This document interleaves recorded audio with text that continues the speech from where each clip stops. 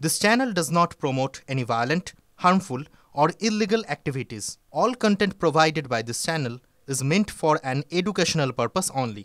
BJP CPM বলে কিছু নেই, কোথাও কিছু নেই।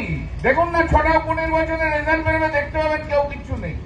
আর লিখে রাখুন, আগামী 2026 সালে পশ্চিমবাংলায় কোনো বিরোধী দলনেতাও হবে না, 30টা সিটও পাবে না কোনো রাজনৈতিক দল। লিখে রাখুন, আপনারা লিখে রাখুন এখন। দেখুন, উনি হয়তো পুরনো এক্সপিরিয়েন্স থেকে বলেছিলেন, কারণ 2011 সালের আগে লাস্ট যে নির্বাচন আর আগের যে নির্বাচন হয়েছিল, অর্থাৎ 6-এর যে নির্বাচন, তাতে মমতা বন্দ্যোপাধ্যায়ের দল 29খানা সিট পেয়েছিল, বিরোধী দলের মর্যাদা পায়নি। এবং তারপরে বাই ইলেকশন হয়, একজন বিধায়ক মারা যাওয়ার পর সেই বাই ইলেকশনে জিতে 30টি সিট পায় এবং তারপরে বিরোধী দলের মর্যাদা পায়। তো নিজের দলের ইতিহাস মনে পড়ে যাচ্ছে ওনার। তবে এটাও মনে রাখা উচিত ওনার যে 29টা সিট পাওয়া তৃণমূল কংগ্রেস কিন্তু 2011-তে ক্ষমতায় এসেছিল।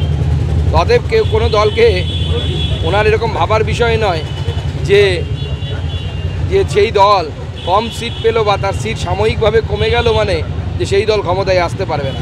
জ্যোতিষ আছে দিদির দলে, এখন দিদির দলের হয়ে সবাই লড়বে না কোনো অভিষেক গোষ্ঠী মমতা গোষ্ঠী হয়ে লড়বে, সেটা দেখার দরকার। এখন দিদি তো ক্ষমতাতে আছেই, আবার বলার কি আছে? ক্ষমতায় থেকে ক্ষমতার অপব্যবহার করে বাংলার 12টা বাজানোর পর আর কথা বলতে লাভ নাই ভাই।